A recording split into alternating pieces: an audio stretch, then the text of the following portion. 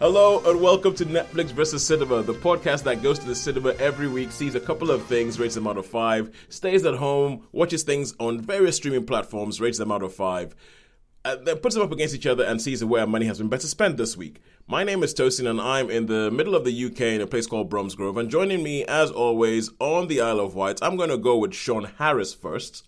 Hello! Yes, to give Sharon Bolin a chance to stop masticating. So, Sharon Bolin? Hello. Yay, yeah, we did it. Yes, okay, cool. And joining us from London, as always, our London's correspondent in her culture vulture stage, in a pub which makes it look like she is remarkably underneath a bridge. It is Holly Neslane. Hello. So, Holly, what culture vulturing are we doing tonight? We are going out to a nice local restaurant for a lovely Italian meal for a friend's birthday. Okay, cool. Yeah. The wilds of West London. Yes. And okay, that's the headline. I always expect that Holly's going to come up with, like, when you get into the details of it, it's actually like, well, actually, this Italian chef has just flown over from Italy and is only here for a week. And so he's brought along some Tuscany truffles and to go. No, it's much more run of the mill than that, but it's really lovely. Okay, cool. Let us fire away because obviously we do not have that much time today. And let us kick off with what have we been watching in the cinema? What have we seen in the cinema this week? Sharon, fire away. That's an easy one for me. I haven't seen anything this week. I have been occupied with dog sitting duties and parental care. So no, it hasn't happened. Well, I thought they need to have like dog-friendly viewings at cinema. I'm surprised that hasn't happened already. I'm sure that must exist. It has. Okay, that's what I thought. Chiswick Cinema does them.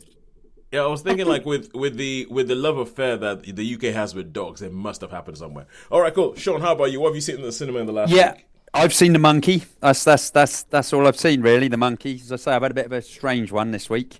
Been a bit and I watched a bit of the football, obviously. Oh yeah, obviously, and just seen quite a lot of stuff on YouTube and a couple of old movies, really. Nothing but everything I've seen before. And one of the criteria is it's got to be stuff we haven't seen, isn't it? That is one of our criteria. Yeah. If you're going to bring something from home viewing up against stuff that is going to be new in the cinema, it has to be something you haven't seen before. Because if not, Shaun will just sit at home, watch The Wild Bunch, a whole bunch of times. And go, guess what? Yeah. Guess what? Netflix and Friends won this week. Yeah. That's it. Because nothing in cinema is as good as The Wild Bunch. That's it. Yeah. That's it. Really, we could all do that, couldn't we? Because you could do Blues Brothers. I could watch the Blues Brothers over and over again. Yeah. And I don't know, what would be your go-to film, Sha? It always used to be A Room with a View. Oh right. Okay. Cool. Brilliant. That was always like, I don't want to, if I did. Yeah, it was Classic. like just watch A Room with a View. All right. Okay. How about you, Holly? But besides Sharknado, Cry Freedom. Always Cry Freedom. Wow. All right. Watch that at least once a year. Just out of interest, would you know, Toes, you're so knowledgeable on that, would you know what year each of those was? So, like, obviously, Wild Bunch was 60s, Blues Brothers would be 80s. It was 1980, the year I was born. Yeah. Yeah. Sharon, what year? Room with a View. I'm going to say Room with a View. I mean, I don't know, but it'd be interesting. It was 80s. Was it 80s or early 90s? I always think it's like 85 because I think I was a teenager when it came out. Because Helena Bonham Carter's only a little bit older than me. I think only like 2 years older than me or something. All right. And what about Cry Freedom? I think it was 1990. Wow. Yeah, Cry Freedom, I wanted to say 92. Okay, yeah. Room with a View is 85. Wow. Room with a View is 85. Cry Freedom came out when we lived in Zimbabwe, and we moved 87. there in 89. 87? 87. Wow. Yeah. Cry Freedom is 87. Oh, Good wow. Good Lord. Good Lord. And You little 80s kids, you. Yeah. Before we turn this back into an episode of They Don't Make Him Like They Used to. Yeah, like used to. Our previous podcast. let us crack on. Okay, so, and Holly, how about you at the cinema? I have seen I'm Still Here. Yep. Captain America, Brave New World, The Monkey, and since I've seen you last, I've seen Dogman as well. You've seen Dogman. All right, cool. And at home, Sharon? I've seen on Apple Plus, The Gorge. The The Gorge. Apple film. Yep, which Holly has also seen. And okay, and I have seen. Well, I've actually been catching up with a whole bunch of things that you guys have already seen and reviewed. I caught up with Strange Darling finally. Oh yeah. Yeah, caught up with cool. Strange Darling. Yes, good film, good film. I kind of figured out. I think it'd been out a bit too long, and people have said things like, "Oh, you'll never guess where it's going." No, and, yeah, you know when probably people picked say up. that enough, you eventually do figure out like what the big thing is that's in the film. So I figured it out, but still a good film. And I caught up with The Holdovers, which was something that, and I agree. Even though I remember I remember making fun of Holly as to being too free and easy with her 5 stars when reviewing The Holdovers. But I have to admit, I think it's a pretty perfect film. I think The Holdovers is. Yeah, I was right. Yeah, Oh, ye of little faith. yes. Trust me more. I know.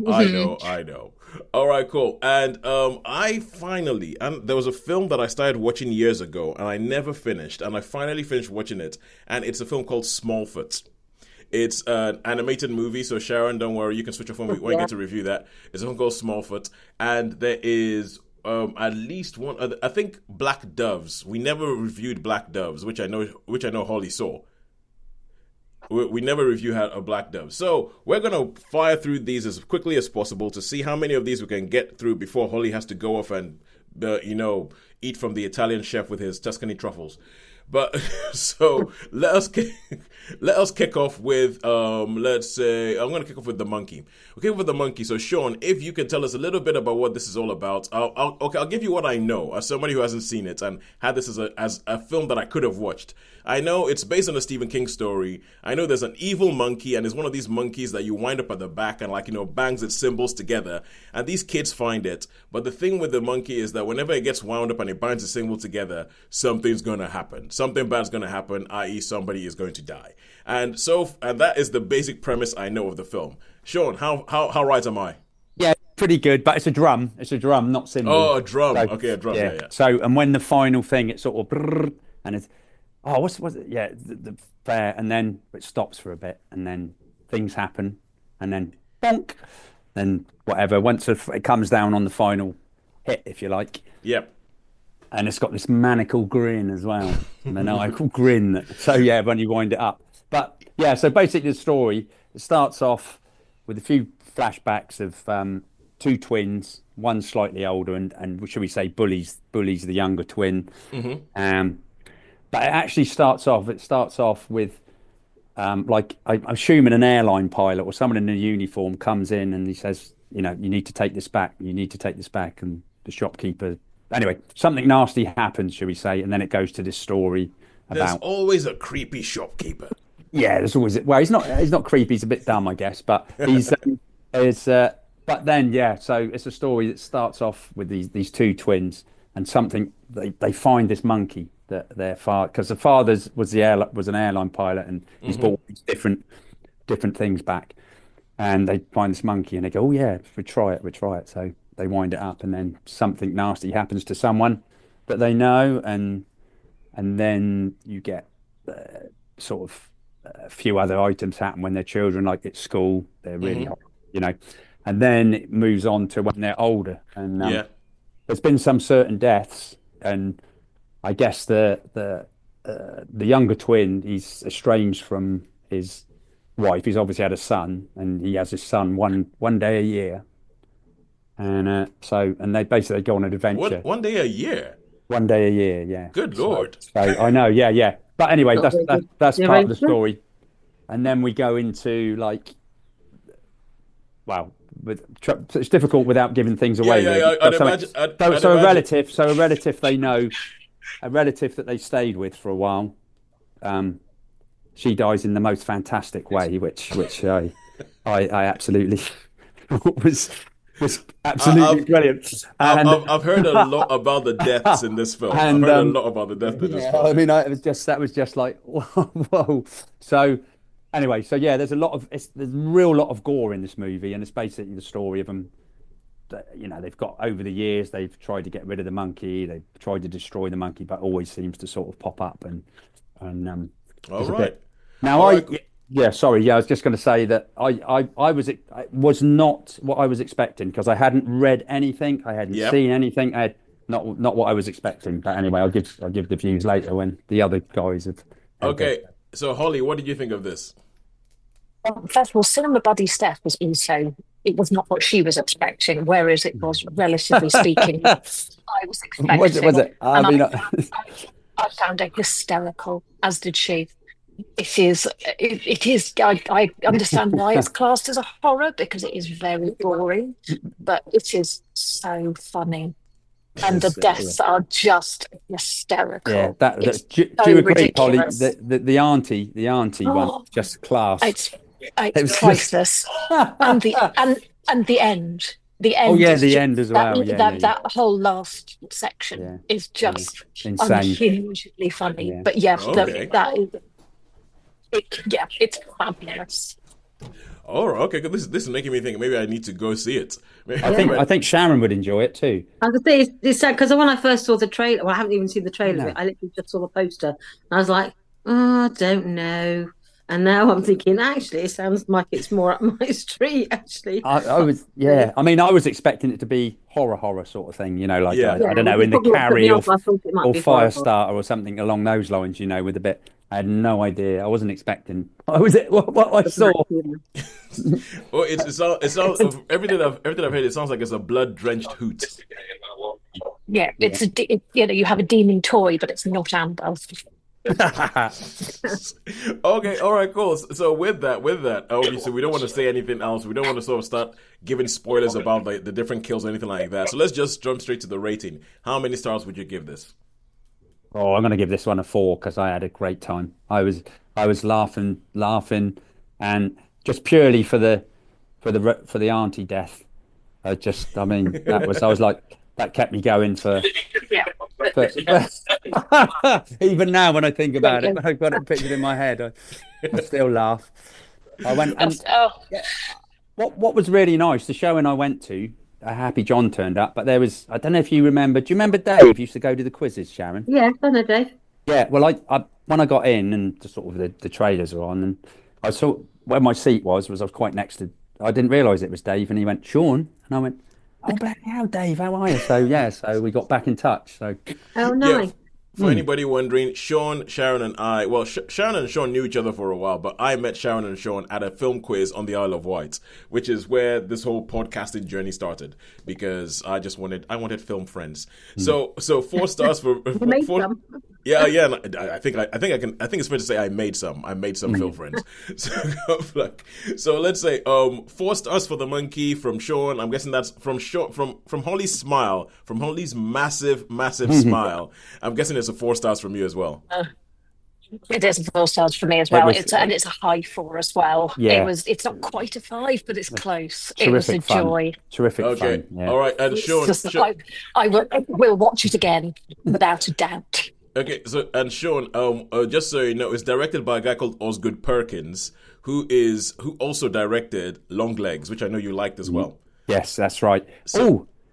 Holly, I don't know if you did this. Did you stay? It just so happened we were talking with Dave while all the credits were going. There was a post-credit scene. No, we missed it. Yes, you missed we were it. off to, we needed to go to Sainsbury's because it was 11:15. Oh and no! we needed to get But back.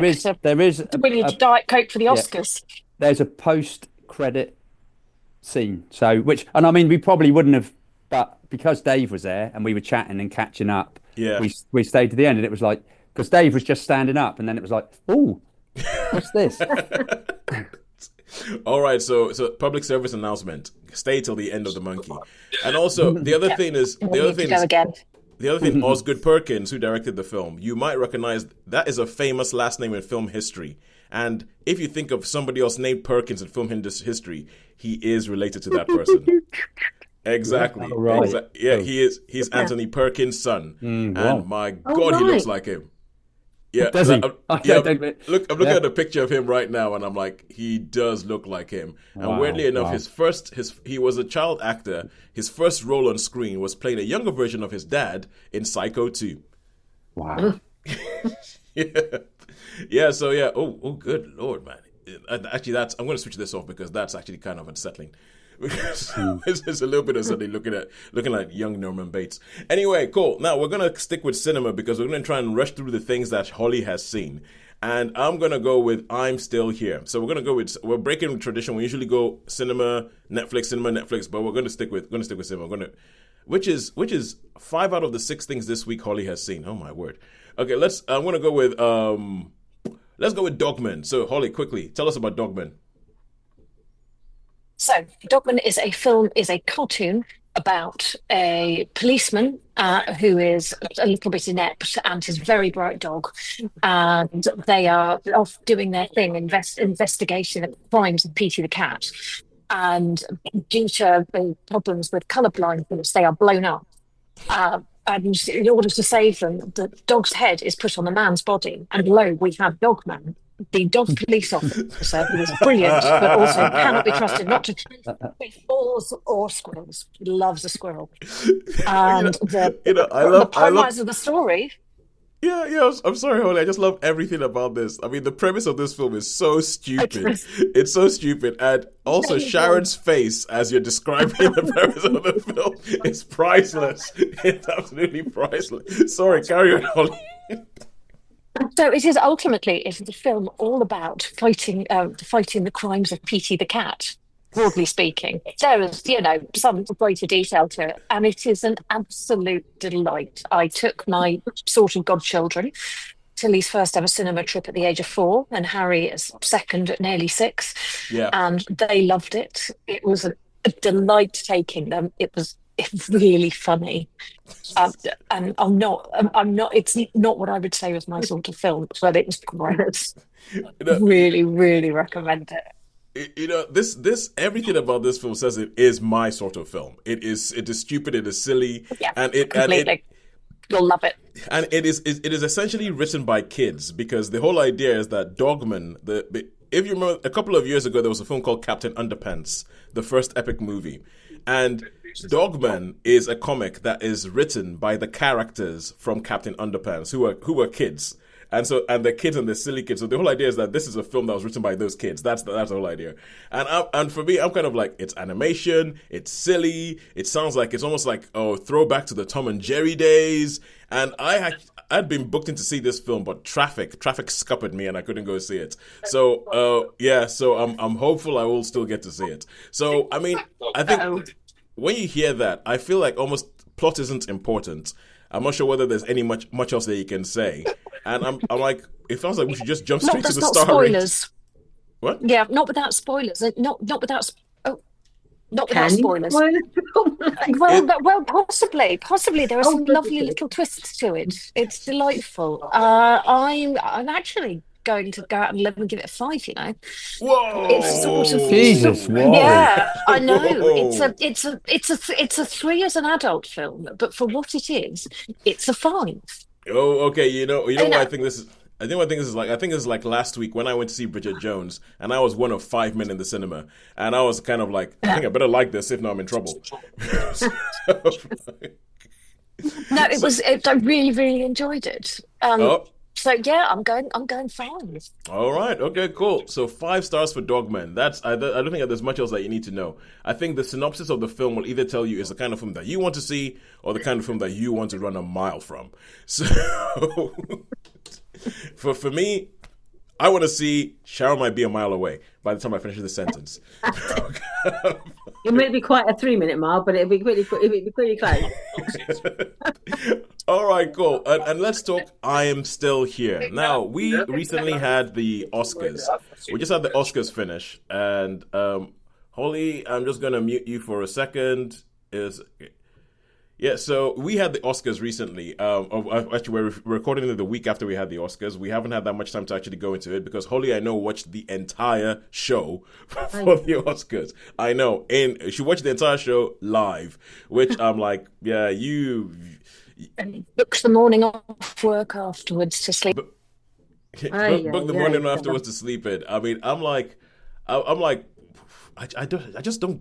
I just don't care that much anymore. But this was a film, I'm Still Here, which was it was up for Best Actress for Fernanda Torres. And this film it's a Brazilian movie. It's a Brazilian movie, and I said last week, at the end of last week, that this might be a 5-star film because I was sitting out there and I was sort of like going through it, and I was trying to think, because it was quite an emotional film to watch for me, because the film kicks off on a beach in Rio. The first thing you actually see is Fernanda Torres playing Eunice Paiva, and she is just floating in the sea. And then you can see that her family are playing on the beach. You get to meet the family. She has 5 kids, so 4 daughters, 1 son, and they just show this wonderful picture of family life that's just going on, and like they have almost what you would imagine as an idyllic life. They're on the beach, they find a cat, it's a dog. They find a dog, they take the dog home, and they have this one shot that shows you how idyllic their life is, because the son finds the dog on the beach, picks the dog up, and then the camera follows him in real time as he runs home. And you realize that they essentially have a house, there's a road, then there's the beach. That's where they live. And so they spend like every day on the beach. They're always in and out of the thing because, hey, it's Rio, all that kind of stuff. But this is the 70s in Brazil, and they are living underneath a dictatorship. So the oldest daughter, there's a whole scene where she's in a car. She's in a car and she's driving along, and then there's a military roadblock. And they get people out of the car. They sort of like harass them to say, because on the news they say that the Swiss ambassador has been kidnapped by a separatist group who are demanding the release of prisoners before they release him. And so this becomes a reason for the army to stop people randomly, do a search, get them out of the car, pretty much harass them. And this gave me flashbacks to my childhood, because this was what it was like growing up in Nigeria in the 80s, because we were regularly stopped. You would constantly have like military roadblocks. People would get you out of the car. They could pretty much do anything. And it's only now that I'm grown up that I'm thinking back, I'm going, hang on a second. How much danger were we in? Because as a kid, it didn't occur to me that there was any danger. I remember my cousin tells a story of me arguing with the police. Well, no, not with the policeman, with a soldier who was carrying a machine gun, because they had essentially stopped the car in the middle of the road, and they'd essentially arrested our driver. And I sort of like started having a word with him, and the guy punched me in the face. So this whole film and the whole thing, It essentially gave me a flashback to my childhood, because I was like, hang on a second, there's a weird little thing, because Brazil is miles away from Nigeria. We are linked through a couple of things like colonialism and slavery and all that. But I just find it weird that the same thing happened. The military took over. The military started having this whole thing. But anyway, enough about me and my reactions to the film. But so what happens is her husband, like I was talking about, a driver getting arrested. Her husband, these guys show up at their house one day and take her husband. They take her husband and they say, he needs to help us up with some inquiries. And they don't see that she doesn't see the husband. The parents don't see the kids don't see the parents. They end up taking her into custody as well, and one of her daughters. She's there for a month before they release her. And then the film just becomes about what that does to the family, because they spent quite a bit of time at the beginning of the film setting up what this life was like. And then when this incident comes, it like shatters everything about the family life, everything about what these people have, and all that kind of stuff. And it is not a Hollywood film in any way, shape, or form, because there is a Hollywood version of this story, which, like, you can figure out how it would go, and like, oh, we're going to go to the courts and we're going to fight. But this is almost it's a worldview that I'm used to. It's almost kind of like it's almost kind of like, well, what can you do worldview? And it just follows this woman as her husband goes and how she tries to keep it together. She can't access the bank accounts because they need her husband's signature. And until her husband is pronounced dead or anything like that, she cannot access any of the money. But when they try and get in touch with the people who have taken her husband, they claim that they never arrested the husband and the husband is not in custody. And this goes, and this goes on, and it's based on a real story. Like, everybody in this film is a real person. Like, the family is a real family. It's based on a book that the son wrote when he grew older. And let's just say that this film spans decades. And it's just really about the way the family, mostly the woman, deals with it, how she keeps the family together, how she keeps her children together, how she tries to hold everything together when everything is against her. And I think Fernanda Torres is brilliant in this role. I love the fact that it's like a Brazilian telling a Brazilian story. I love and because obviously I have, as I said, this reminds me of my childhood, and I can connect to it. I can almost sort of like see the mindset and everything like that. And I'm like, really, really, really, really good film. And even though it's been like a week and I've gotten a chance to step away from that's the Oscar fanfare that should have played when Fernando Torres got the award. But Wow. but never mind. And even though it's like a week removed from it, I'm still thinking this is a great film. It is such a great film. I mean, Holly, what do you think? Well, Holly, I'll mute myself. Yeah. I thought it was sublime. It was such a good film. I cried watching it. It was say for me as well. It had elements of familiarity whilst I've not lived in South America. Based on where I have lived and things, it had a disconcerting familiarity. Yeah, and it was beautiful. Disconcerting is the word. Fernando Torres is superb. She is just brilliant. The film is brilliant. I'm so glad it got Best International. I would have given it Yes. Best Picture as well. Not that I didn't think Anora was amazing, I did, but I thought this just wiped the floor with everything. Yeah, and I think I mean the way it goes, especially for people who are sort of like versed in the way these sort of films happen, there might be something that you might be waiting for to happen, like where's the big fight back? And I don't think it's too much of a spoiler to say that there is a fight back, but not the way you think. not the way you think it will be. And I'm going to leave it at that. And I think I'm going to stick with my guns, and I think I'm going to give it a 5. And Wow. it is a considered 5, but I mean it's a considered 5 with the caveat that it hit me in an emotional place because it reminded me of my childhood and made me sort of start thinking how much danger were we in growing up in the 80s in Nigeria that I was oblivious to. I don't think we got that one over here on the island, did we? No, it didn't come here. Didn't come. So it's a solid 5. Right. And Cinema Buddies says a solid 5 as well. So it wasn't just based on what comes on experience. It was overall a singularly good film. Yeah, it is really, really breathtaking. Watch it when it's out on streaming. Yeah, you won't regret it. And I think Shaun, because I know obviously we've started figuring out all the different things that all of us like. And Shaun, I know that you really like films that sort of give you a window into a different world that you don't know about. Very much. And I think this does that. Yeah. It does. Well, I would have loved to have. I mean, I don't know why we don't get certain films because we don't often get many.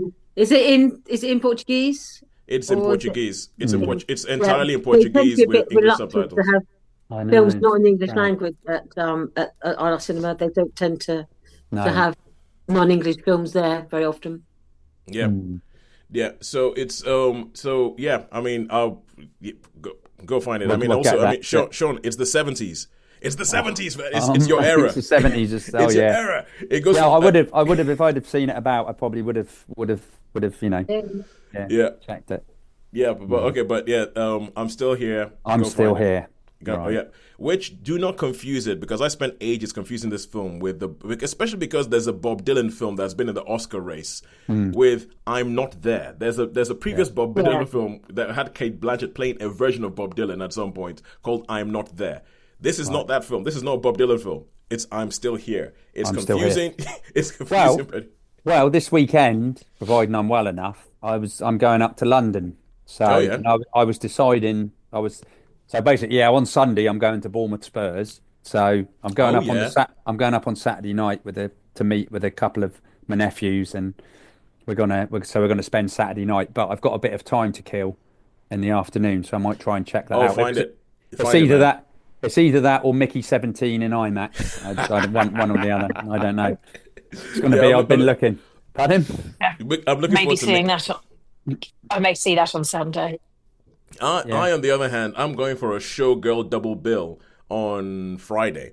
I'm going to see The Last Showgirl followed by Anora, because they brought Anora back into the cinema because obviously it won the Best Picture Oscar. Good movie.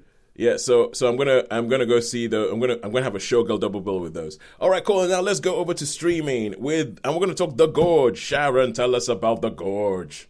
Yeah, I think this is one that three of us have seen. This is an Apple Plus original film. It starts with these two military operatives. One works for the Eastern powers and one works for the Western powers. And they've both been given these, they're both sort of slightly burnt out. They've both been doing their job. They're snipers, they're sort of operatives, they're used to working alone, assassins and all sorts of things. And they've both been given a parallel assignment to protect an area called the Gorge. And they don't know much about it, but they're just told to go to this place. And their predecessor and it's a year-long assignment to guard this gorge, this hole in the earth, this great chasm that you can't see the bottom of. But it's highly defended. But they're told this is your assignment. You just destroy anything that comes out of the gorge. You protect it at all costs, and you don't leave your post. You're here for a year. Then in a year's time, you'll be relieved. And that's all they know. So you have Mars Teller, who's the American Western forces, and then you have got Anna Taylor-Joy, who's like the Russian or Eastern Bloc forces. Lithuanian, I believe. Lithuanian, sorry. That makes a difference. It does. She's on the other side of the gorge and said this is their assignment. And the extra piece of information that the Miles Teller's character is told is that it's the gates of hell, basically, and you just got to stop anything coming out. So you immediately have this idea that what's in there is somehow sort of unearthly. And they're told not to in any way communicate with your counterpart on the other side of the gorge. Your mission is to protect your side and they'll protect their side. You have nothing else to do with it. And as the story progresses, they begin to make contact with each other. And after a series of events, they end up in the gorge. Yeah. And so then the story progresses as you find out what is there. Either they protecting it or are they defending against it? And as the story progresses, you begin to find out what exactly is in there, lurking at the bottom of this chasm. Sharon is just so good at explaining a movie. She's sorry, Toad, she's even better than you. I'll take that.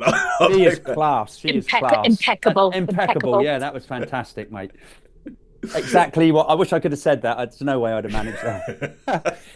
All right, cool. So that's what happens with that. It's directed by Scott Derrick. It's directed by Scott Derrickson, a director that I actually quite like. He did Doctor Strange. He did I think Sinister and everything like that. But he's a director with a good eye.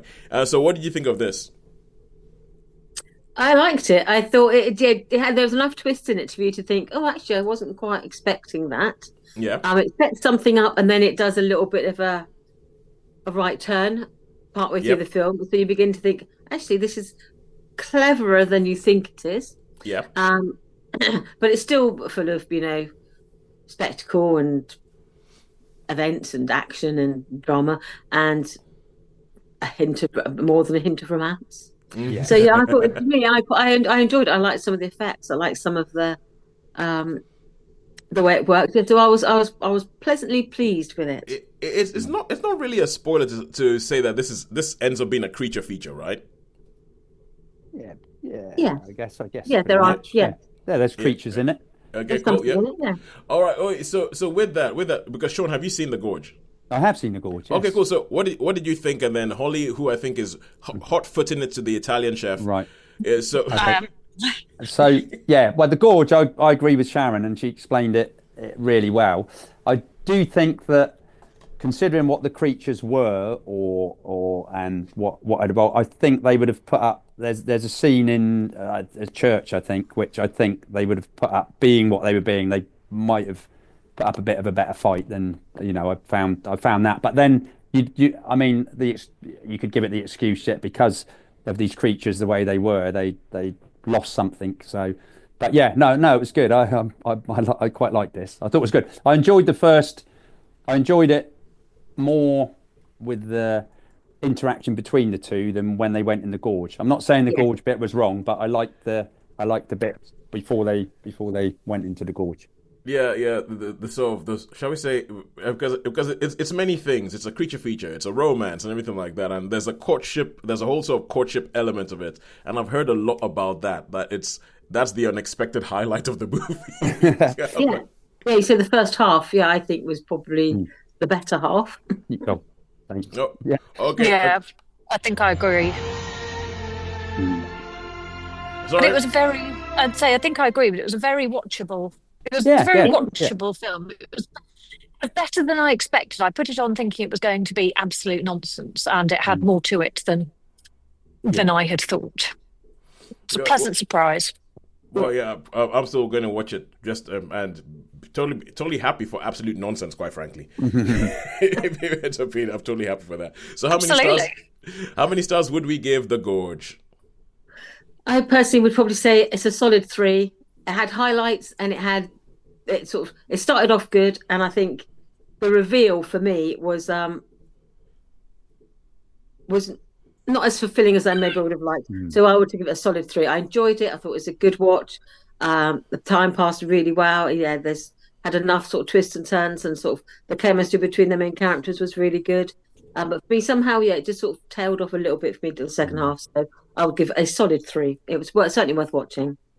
Right. And for me, I totally agree. Sharon said, "Thank you, Sharon. You saved me." I did absolutely. That's it. I totally agree with Sharon. A very, very solid 3. Thanks, mate. You are a star. And I also totally agree with Sharon. A very solid 3. Okay, I look forward to seeing what YouTube says about that, because Sharon has a habit of when Sharon reviews something, there's a habit of oh, that's the thing we've gotten the most views on our YouTube channel. Follow us, Netflix via Cinema on YouTube. But it's and I'm like, I don't understand it, because the last thing, like, they're random things, they're most random film. I have to love you and leave you guys. Enjoy your evening. See you, mate. Have a good, nice time. Have a nice time. Bye. Say ciao bella to the Italian chef. Right. All right, cool. And now we carry on with this rather quick episode that we're sort of like just blazing through. And I'm going to talk about Black Doves. Black Doves on Netflix. And Black Doves is essentially... Has either of you seen Slow Horses on Apple TV Plus? I've watched one. I've watched the first episode, but I'm not saying it wasn't. I'm not saying it was bad, but it was like loads of other stuff gets in the way. But I have seen the first episode, so I've got a rough idea.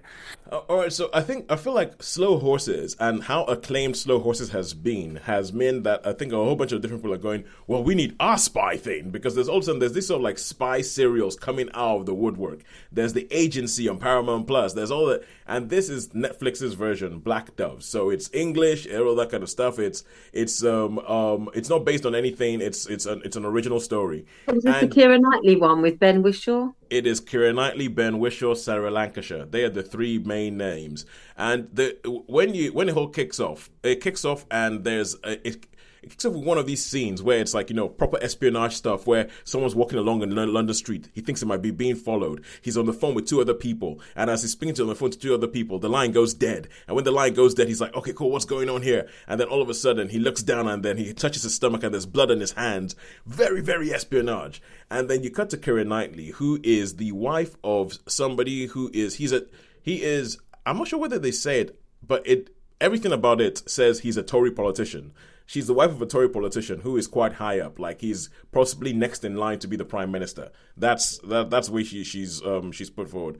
And you find it, but it turns out that she lives a double life, because she's actually a spy, and she was put there by this organization called the Black Doves, and they are not like they're not like MI5 or anything like that. They are purely for-profit espionage group. So essentially, they're like, okay, who wants to pay us? You want to pay us? Cool. No questions asked. We'll go get the stuff. And it turns out that the person who died the night before is someone that she had been having an extramarital affair with. And so it becomes a case of Sarah Lancashire is actually her handler. She's the head of the Black Doves. And Sarah Lancashire is like, look, I know everything that you've been doing. I know you met up with him here. I know you've been having a relationship with him. He's now dead, and we need to figure out why that is. So the whole thing becomes Sarah Lancashire as Helen Webb going, Keira Knightley as Helen Webb going, I want to find out who killed my lover, and I want to find out, she wants revenge, essentially. But then, and they bring Ben Whishaw in, and Ben Whishaw is this assassin who is out of the UK for reasons which become clear as you go along. He's out of the UK. And Sarah Lancashire brings him back saying, look, she needs somebody that she can trust while she's going through this whole thing.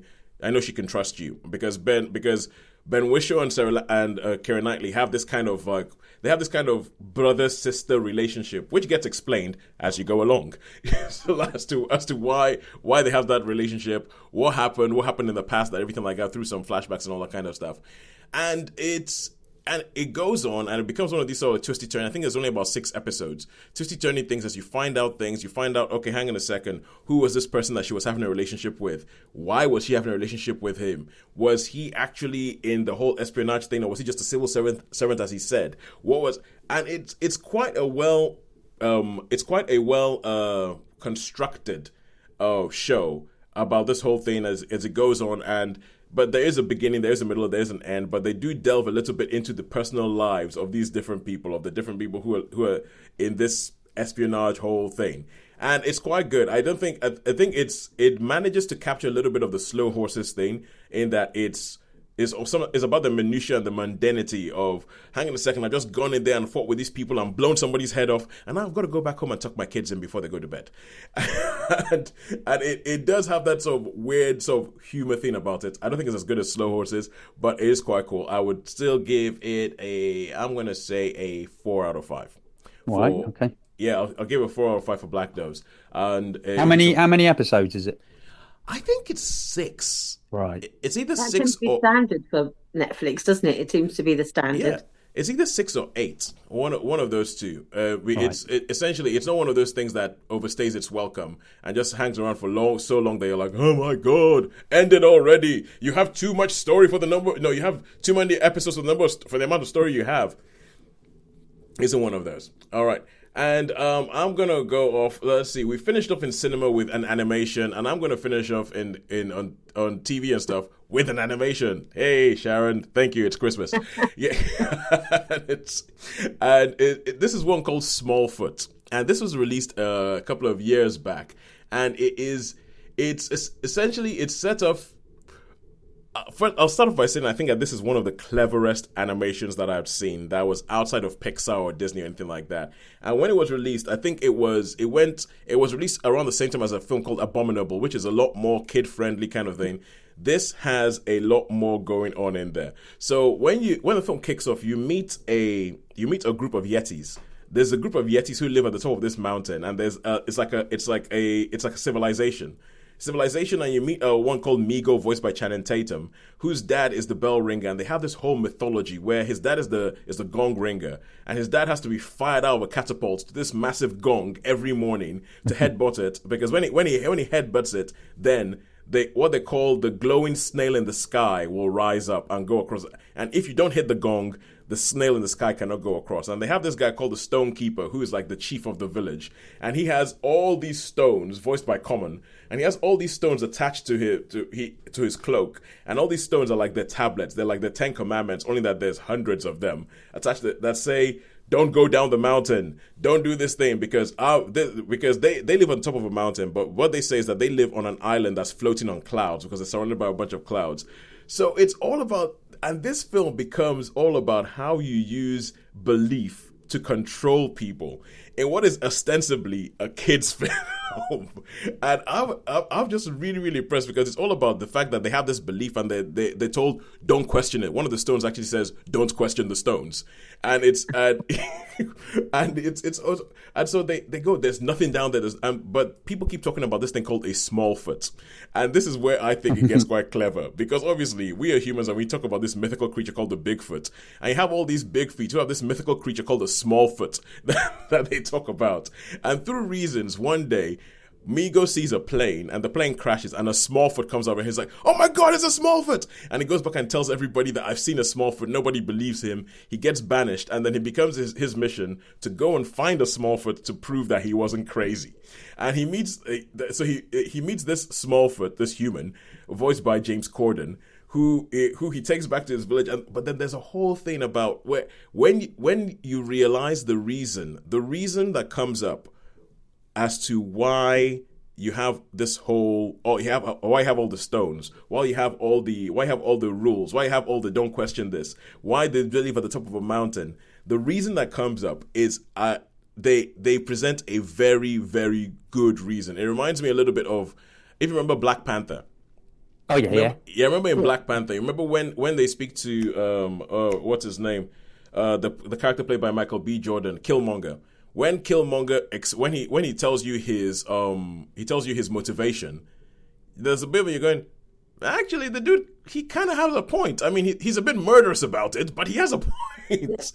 And it's very similar in this. Like when they tell you, like for instance, because why the Stonekeeper is using this religion, for more or less, for want of a better word, to control this whole village. Why is he using it to control people? When they actually explain it, you're like, yeah, that tracks. That actually makes a lot of sense. And then it's about how you go forward with it. And I think it is so clever, especially in the kids' film. I mean, I'm just kind of like, this. And I think that's why it was not probably that big. It was too clever for a kids' film. It was dealing with things like control and coercion and lying and politics and all that kind of stuff in the shape of a kids' film. And I think, so Sharon, I know that you have like, a one animation per year thing.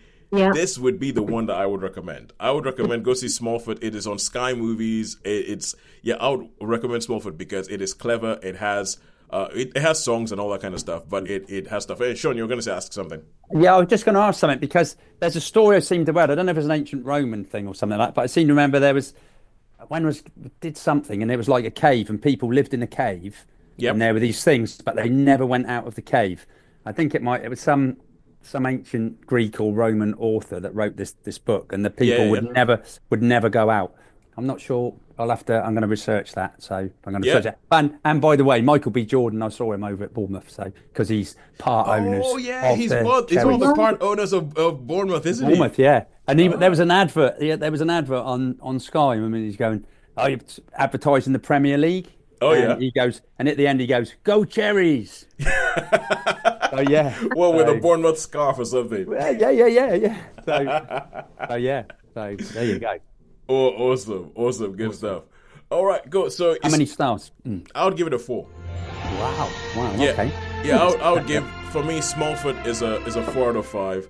It's a couple of years old, and it's one of these things where I genuinely don't know why it wasn't more fated, or why it was, because I think it's clever, I think it's brilliant, I think it transcends being a kid's film, and actually starts talking about, like, social structures and whether we should listen to them and whether we can trust our leaders. And I'm like, oh my god, this is a good film. So yeah, 4 out of 5 for me for Smallfoot.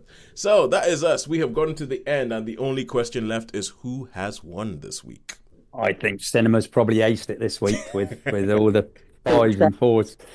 Yeah, so I reckon it's got to be cinema. No, yeah. There's no tension here. It is cinema. It is cinema. Cinema is a full star ahead of Netflix. So cinema has 4.66 on average. Netflix has a 3.66 because of I'm Still Here, which I will stand by, and I will fight anybody who tries to give it less than 5. Oh, good. Yeah, no, I really need to see that. Yeah, that's a muster. Yeah, because, And Dogman, which Holly, I'm gonna say was influenced by the people she saw it with, and how good a time that they had is although I still have to see that film. That's that. All right, until next week when we see Shaun. What you were saying, there was a film that that was out.